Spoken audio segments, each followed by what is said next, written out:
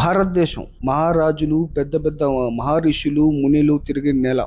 అంతెందుకు, సాక్షాత్తు దేవుడే దిగొచ్చి నేల మీద నడిచాడు. అలాంటి నేల మీద, అలాంటి భారతదేశంలో హిందువులకి, హిందూ టెంపుల్స్ కి, హిందూ ప్రీస్ట్స్ కి, పూజారులకి రక్షణ ఉందా? బికాస్ ధర్మస్థల కేసు మీకు అందరికీ ఐడియా ఉంటుంది ఏమైంది అని చెప్పి. అప్పట్లో ధర్మస్థలలో ఎంత జరిగిపోయింది. 200 అమ్మాయిల్ని సెక్షువల్ అసాల్ట్ చేసి ధర్మస్థల చుట్టుపక్కన అంతా బరీ చేసి పెట్టారు అని చెప్పి. అప్పట్లో ఎవరో మాస్క్ మ్యాన్ అనైనా ఒక కళ్ళు పట్టుకొని వచ్చి డ్రామాలు చేశాడు.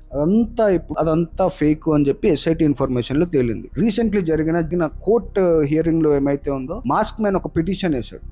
ఆ పిటిషన్ లో మాస్క్ మ్యాన్ ఏమంటాడు అంటే, నేను చెప్పిందంతా ఫేకు, నాకు సంబంధమే లేదు, వీళ్ళు నాకు కొంతమంది యాక్టివిస్టులు నాకు డబ్బులు ఇస్తాను అని చెప్పి నాతో చేయించారంతే, నాకు ఈ ధర్మస్థల కేసుకి ఎటువంటి సంబంధం లేదు, నేను ఆ కళ్ళు కూడా నాకు వాళ్ళు ఇచ్చిందే కానీ నేను పట్టుకొచ్చింది కాదు అని చెప్పి. ప్రకాష్ రాజ్ అసోసియేట్ ఎవరో ఒకసారి నాకు ఫోన్ చేసి రిసార్ట్ లో పిలిపించారు. రిసార్ట్కి వెళ్తే ప్రకాష్ రాజ్ తో ఫోన్ మాట్లాడాను నేను. ప్రకాష్ రాజ్ ఏమన్నాడు అంటే, నీకు ఇమీడియట్లీ ఒక 5 lakh చెక్ ఇస్తాను, అండ్ ఒకవేళ మన ప్లాన్ కనుక సక్సీడ్ అయితే 50 lakhs కూడా నీకు ఇస్తాను, నువ్వు ఇల్లు ఏదో కట్టుకుంటున్నావు కదా కట్టుకో, నీకు హెల్ప్ చేస్తాను ఫైనాన్షియల్ గా, కానీ నువ్వు వాళ్ళు చెప్పినట్టు చేయంటే ఆ ఇతర యాక్టివిస్టులు చెప్పినట్టు చేయని చెప్పాడు అని చెప్పి. ఆ పిటిషన్ లో కాదు, ఇంకొకటి ఏం చెప్పాడు, ఇదే పిటిషన్ లో ఏం మెన్షన్ చేశాడు అంటే, 200 crores బడ్జెట్ ఉంది ఈ క్యాంపెయిన్ నడపడానికి, ధర్మస్థల మీద ఇలాంటి దూషణలు చేయడానికి, ధర్మస్థలాన్ని డిఫేమ్ చేయడానికి 200 crores బడ్జెట్ ఉంది ఈ క్యాంపెయిన్ చేయడానికి అని చెప్పి,